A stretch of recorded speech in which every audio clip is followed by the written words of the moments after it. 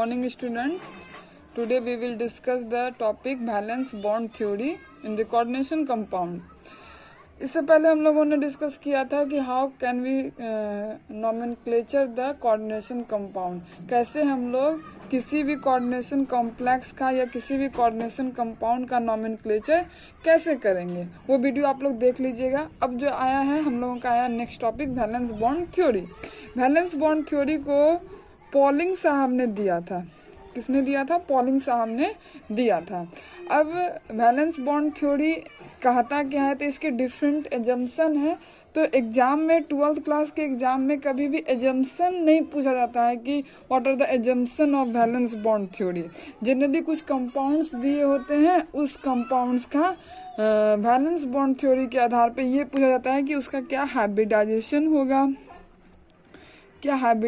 होगा, दूसरा क्या है उसकी ज्योमेट्री क्या होगी। तो जब भी हम हाइब्रिडाइजेशन निकालेंगे तो हमको ज्योमेट्री पता चल जाएगी कि उसकी ज्योमेट्री कैसी होगी। उसके बाद है कि ज्योमेट्री पता चल जाएगा तो उसका पता चलेगा कि वो पैरामैग्नेटिक है कि डायमैग्नेटिक है, पैरामैग्नेटिक है कि डायमैग्नेटिक है। तो ये भी दो एक टर्म है कि पैरामैग्नेटिक और डायमैग्नेटिक। जब नंबर ऑफ अनपेयर्ड इलेक्ट्रॉन्स जब डी ऑर्बिटल में रहेंगे तो वो पैरामैग्नेटिक कॉम्प्लेक्सेस होंगे, और जब नंबर अनपेयर्ड इलेक्ट्रॉन्स नहीं रहेंगे, मतलब डी ऑर्बिटल्स के सबसेल में जो भी इलेक्ट्रॉन्स हैं वो पेयर्ड रहेंगे, तो वो वैसे कॉम्प्लेक्सेस क्या होंगे? डायमैग्नेटिक होंगे। इसके आधार पे हम ये भी पता कर सकते हैं कि उस कंपाउंड का मैग्नेटिक मोमेंट क्या होगा। तो वैलेंस बॉन्ड थ्योरी के आधार पे हम लोग उसका मैग्नेटिक मोमेंट भी निकालते हैं। तो वैलेंस बॉन्ड थ्योरी को पॉलिंग साहब ने दिया था। इस थ्योरी के आधार पे हम उस कॉम्प्लेक्स का हाइब्रिडाइजेशन पता करते हैं। हाइब्रिडेशन के आधार पे हमें ज्योमेट्री पता चलती है। उसके बाद वो कॉम्प्लेक्स कैसा कॉम्प्लेक्स है, वो पैरामैग्नेटिक है कि डायमैग्नेटिक है, उसका मैग्नेटिक मोमेंट क्या है। तो ये सब हम किसी भी कॉम्प्लेक्स का वीवीटी थ्योरी के आधार पे पता कर लेते हैं। अब है कुछ हम यहाँ पर लिख देते हैं कि कुछ आपका क्या है कि कौन कौन से हाइब्रिडाइजेशन होंगे तो उसकी ज्योमेट्री कैसी होगी। यदि sp3 है तो sp3 का क्या होगा? टेट्राहेड्रल होगा। केमिकल बॉन्डिंग में ये सब हम लोग पढ़े हुए हैं 11th क्लास में ही कि sp3 जब हाइब्रिडाइजेशन होगा तो कैसा ज्योमेट्री होगी? टेट्राहेड्रल होगी। dsp2 होगा तो स्क्वायर प्लेनर होगा। sp3d होगा तो ट्राइगोनल बाइपिरामिडल होगा। sp3d2 होगा तो ऑक्टाहेड्रल होगा, और d2sp3 होगा तो भी ऑक्टाहेड्रल होगा। तो इसमें है कि एक होता है inner orbital complex. VVT theory के आधार पे हम लोग क्या पता करेंगे? एक होगा इनर ऑर्बिटल कॉम्प्लेक्स और दूसरा क्या हो जाएगा? Outer orbital complex. जो वीवीटी थ्योरी के आधार पे जो कॉम्प्लेक्सेस होंगे वो कैसे होंगे? या तो इनर ऑर्बिटल कॉम्प्लेक्स होंगे या क्या होंगे? आउटर ऑर्बिटल कॉम्प्लेक्स होंगे। तो जब हम एग्जाम्पल लेते हैं और एग्जाम्पल से पता करेंगे तब हम लोगों को ये चीज़ क्लियर होगा। उसके बाद है कि यदि हम एक एग्जाम्पल देते हैं, क्वेश्चन देते हैं आपको कि यदि हमारा एक एग्जाम्पल, एक क्वेश्चन है हमारा कि NiCN4 2-, ठीक है, और एक दूसरा है NiCl4 2-। इसको अच्छे से ऐसे लिखते हैं NiCl4 2-। ये एक दो हमारा क्या दिया हुआ है? एक कॉम्प्लेक्स दिया हुआ है। इसका वीवीटी थ्योरी के आधार पे हमको पता करना है कि इसकी ज्योमेट्री क्या होगी, इसकी ज्योमेट्री क्या होगी। या आपके एनसीईआरटी बुक में ये भी दे सकता है कि यदि ये है तो इसका क्या है? स्क्वायर प्लेनर कॉम्प्लेक्स है, स्क्वायर प्लेनर कॉम्प्लेक्स, ये हम पता करेंगे अभी। और ये क्या है? हमारा टेट्राहेड्रल ज्योमेट्री है, टेट्राहेड्रल ज्योमेट्री है। और यदि कह दिया जाए, क्वेश्चन ऐसा भी कह दिया जाए कि NiCN4 2- इज ए, अभी क्वेश्चन नहीं बोलते हैं, अभी पहले हम लोग डिस्कस करते हैं कि इसकी ज्योमेट्री कैसे स्क्वायर प्लेनर होगी और इसकी ज्योमेट्री कैसे टेट्राहेड्रल होगी। कौन से कॉम्प्लेक्सेस लो स्पिन कॉम्प्लेक्सेस होंगे, लो स्पिन कॉम्प्लेक्सेस होंगे, और कौन से कॉम्प्लेक्सेस हाई स्पिन कॉम्प्लेक्सेस होंगे, हाई स्पिन कॉम्प्लेक्सेस होंगे। तो ठीक है, हम देखते हैं इस NiCN4 2-। ठीक है, ये कॉम्प्लेक्स है। इसमें हमको क्या करना है कि इस Ni का पहले हम ऑक्सीडेशन स्टेट निकाल लेते हैं। तो ये X लिखे। ऑक्सीडेशन स्टेट निकालने के लिए हम पिछले वीडियो में बता चुके हैं, आप लोग यदि जानते हैं तो ठीक है, नहीं तो पिछले वाले वीडियो को ठीक से देख लेंगे। तो ये Ni है, Ni के लिए X लिखा मैंने, प्लस ये इस पे कितना होता है -1 इसका होता है, तो क्या हो जाएगा -1 × 4 = -2। तो x -4 = -2, तो x = +4 और -2, तो x = 2। तो Ni पे कितना आ गया, Ni +2, Ni पे कितना आया +2। और इसका हम Ni का जान रहे हैं कि कितना होता है एटॉमिक नंबर 28, निकल का कितना होता है 28। इसका हम इलेक्ट्रॉनिक कॉन्फ़िगरेशन लिखते हैं, तो क्या लिखेंगे, आर्गन 3d 4s, ठीक है, 4s में 2 और 3d में 8। ये हमारा किसका हुआ, Ni का हुआ। तो इस पे Ni2 +2 है, तो आउटर जो भी ऑर्बिटल है 4s से हमारा इलेक्ट्रॉन निकल जाएगा। उसके लिए कैसे लिखेंगे, आर्गन 3d8 4s 0, ऐसे हो जाएगा। s ऑर्बिटल से हमारा इलेक्ट्रॉन निकल गया। तो अब इसको लिखते हैं, ये हमारा 3d है, ये 4s है, और ये क्या है 4p है, 4s 4p। 1 2 3 4 बना लिया हम।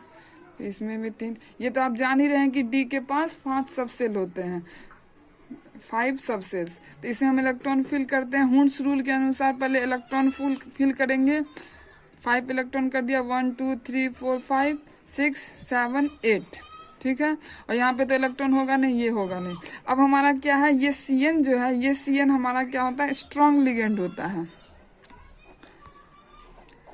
VBT थ्योरी में स्ट्रॉन्ग लिगेंड और वीक लिगेंड का पूरा कंसेप्शन ठीक से नहीं है, कंक्लूजन ठीक से दिया नहीं गया हुआ, लेकिन तो भी कुछ कुछ दिया गया, जिसके आधार पे हम लोग पता कर लेते हैं। ये जो Cn है हमारा स्ट्रॉन्ग लिगेंड है। हम सीरीज भी बता देंगे कि कौन स्ट्रॉन्ग लिगेंड है, कौन वीक लिगेंड है। जितने भी हैलोजेंस होते हैं वे वीक लिगेंड होते हैं, वीक लिगेंड होते हैं। और जितने भी कार्बन डोनर टाइप के इलेक्ट्रॉन होते हैं, जैसे Cn हो गया, CO हो गया, ये सब जो लिगेंड है वो क्या है, स्ट्रॉन्ग लिगेंड है। तो ये हमारा 3D लिख दिए। तो ये स्ट्रॉन्ग लिगेंड होने के कारण ये क्या हो जाएगा, हमारा पेयरिंग हो जाएगा। ये क्या हो जाएगा, पेयरिंग हो जाएगा। तो इसको पेयरिंग कर देते हैं, 2 3 4, ये इसमें आ गया, तो ये पेयरिंग हो गया। ये क्या हो गया, ये सबसेल खाली हो गया। ये S है और ये P है, 4s 4p और ये 3d। तो यहाँ पे क्या आ जाएगा, Cn का इलेक्ट्रॉन आ जाएगा, यहाँ आ जाएगा, यहाँ आ जाएगा, यहाँ आ जाएगा। 1 2 3 4 इलेक्ट्रॉन हमको Cn का भरना था, 4 तो भर दिया। तो हाइब्रिडाइजेशन जो हुआ कहाँ से कहाँ हुआ, D का 1 सबसेल, S का ये हो गया और P का 2, तो DsP2। तो पहले ही हम बता चुके थे, जब DsP2 हाइब्रिडाइजेशन होगा तो उसकी ज्योमेट्री कैसी होगी, उसकी ज्योमेट्री स्क्वायर प्लानर होगी। कैसी ज्योमेट्री होगी, स्क्वायर प्लानर होगी ज्योमेट्री। तो इसमें भी नंबर ऑफ अनपेयर्ड इलेक्ट्रॉन्स क्या है, नहीं है। Due to the strong ligand, Cn strong ligand है, इसलिए Cn क्या है, स्ट्रॉन्ग लिगेंड है, इसलिए नंबर ऑफ अनपेयर्ड इलेक्ट्रॉन्स 0 है, नहीं है। नंबर ऑफ अनपेयर्ड इलेक्ट्रॉन्स नहीं है, no number of unpaired electrons, unpaired electrons नहीं है। इसीलिए ये जो कंपाउंड होंगे वो क्या होंगे, डायमैग्नेटिक कंपाउंड होंगे। कैसे कंपाउंड होंगे, डायमैग्नेटिक कंपाउंड होंगे। इसी तरह अब हम लोग क्या देखते हैं, NiCl4 का एग्जाम्पल देखते हैं कि क्यों इसकी ज्योमेट्री टेट्राहेड्रल होगी।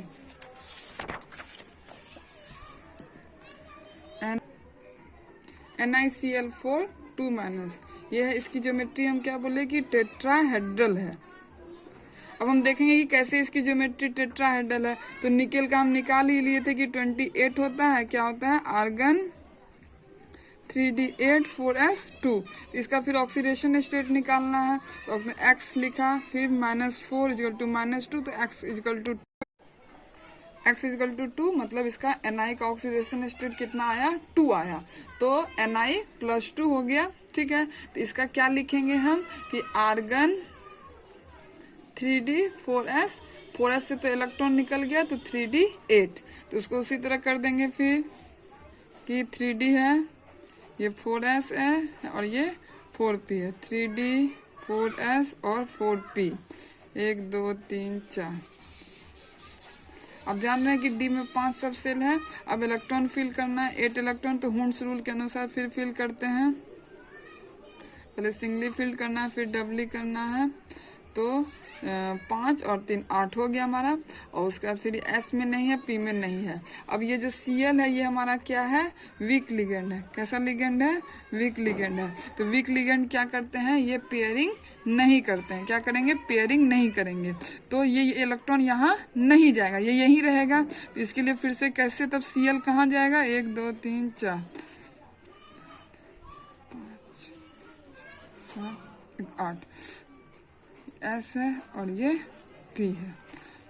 3D 4s और 4p, तो ये हो गया। तो ये जो Cl को हमको यहाँ देना है, तो यहाँ देंगे, फिर यहाँ देंगे और फिर यहाँ देंगे। तो 3 1 4 हो गया, 1 2 3 4। यहाँ से हाइब्रिडाइजेशन हमारा हुआ, तो क्या हो गया, एक s हो गया और p का कितना हो गया, 3 हो गया। तो इसकी हाइब्रिडाइजेशन क्या हो गई, sp3 हो गई। जब sp3 होती है तो क्या होता है, टेट्राहेड्रल होता है। तो यहाँ पे हम देख रहे हैं कि इसकी ज्योमेट्री क्या हुई, टेट्राहेड्रल हुई। यहाँ पे नंबर ऑफ अनपेयर्ड इलेक्ट्रॉन्स क्या है, नंबर ऑफ अनपेयर्ड इलेक्ट्रॉन्स 2 है। अनपेयर्ड इलेक्ट्रॉन्स कितने हैं, 2 हैं। ठीक है, तो ऐसे कॉम्प्लेक्स जिसमें क्या होगा कि नंबर ऑफ इलेक्ट्रॉन्स रहेंगे, तो वैसे कॉम्प्लेक्स क्या कहलाएंगे, पैरामैग्नेटिक कहलाएंगे। इसके आधार पे हम इसका मैग्नेटिक मोमेंट भी कैलकुलेट कर सकते हैं। ठीक है, तो ये हमको कॉम्प्लेक्स दिख रहा है कि एक हमारा कॉम्प्लेक्स था NiCN4 2- और दूसरा कॉम्प्लेक्स था NiCl4 2-। दोनों कॉम्प्लेक्स है। एक कॉम्प्लेक्स हमारा क्या होता है, स्क्वायर प्लेनर होता है, और स्क्वायर प्लेनर, और दूसरा कॉम्प्लेक्स क्या होता है हमारा, टेट्राहेड्रल होता है। दोनों की ज्योमेट्री अलग है। क्यों अलग है, क्योंकि एक यहाँ पे Cn लिगेंड है, एक दूसरा लिगेंड यहाँ पे क्या है, Cl है। और VBT थ्योरी इसको एक्सप्लेन कर रहा है कि क्यों कॉम्प्लेक्स हमारा पैरामैग्नेटिक होगा, क्यों या डायमैग्नेटिक होगा, क्यों हमारा पैरामैग्नेटिक होगा। तो ये VBT थ्योरी से हम इसको निकाल लेते हैं। अब VBT थ्योरी से आप समझ गए कि क्या क्या हम कर सकते हैं। किसी का हाइब्रिडाइजेशन पता कर सकते हैं, उसकी ज्योमेट्री पता किया जा सकता है, फिर पैरामैग्नेटिक है कि डायमैग्नेटिक है, पैरामैग्नेटिक है कि डायमैग्नेटिक है, ये पता कर सकते हैं। और उसका मैग्नेटिक मोमेंट पता कर सकते हैं। लेकिन VBT थ्योरी जो है ये मतलब बहुत ज़्यादा, इसके कुछ लिमिटेशंस हैं। लिमिटेशंस क्यों हैं, इसलिए हैं, ये थ्योरी फेल कर गई थी। इसलिए फेल कर गई थी क्योंकि इसके बहुत ज़्यादा जो पोस्टुलेट्स हैं, ये इसमें कुछ कंफ्यूजन है। कंफ्यूजन क्या है कि ये बिल्कुल मतलब क्लियर नहीं कर पाए कि स्ट्रॉन्ग लिगेंड और वीक लिगेंड कैसे लिगेंड होते हैं, ये चीज़ नहीं बता पाए। उसके बाद दूसरी बात है कि जो स्पेक्ट्रल लाइंस बनेंगे कॉम्प्लेक्सेस के बीच में, जो स्पेक्ट्रल लाइंस बन रहे हैं वो क्यों बन रहे हैं, इस चीज़ का डिस्कशन VBT थ्योरी में नहीं हुआ। और कुछ भी एजम्पशंस और कुछ पोस्टुलेट्स हैं जिसको VBT थ्योरी ने एक्सप्लेन नहीं कर पाया, इसलिए ये थ्योरी फेल कर गई। और इस थ्योरी के बाद में CFT थ्योरी आई, क्रिस्टल फील्ड थ्योरी। तो नेक्स्ट क्लास में हम लोग पढ़ेंगे क्रिस्टल फील्ड थ्योरी, जिसमें स्पेक्ट्रल लाइंस क्यों बनते हैं, किसी भी कॉम्प्लेक्स के स्पेक्ट्रल लाइंस क्यों बनते हैं, ये क्लियर किया गया था। ठीक है, ये वीडियो आपको पसंद आए तो आप इसको लाइक कीजिए। कुछ प्रॉब्लम होता है, कुछ भी कॉम्प्लेक्सेस में प्रॉब्लम होते हैं, तो आप कमेंट बॉक्स में कमेंट करके हमसे पूछ सकते हैं। Thank you.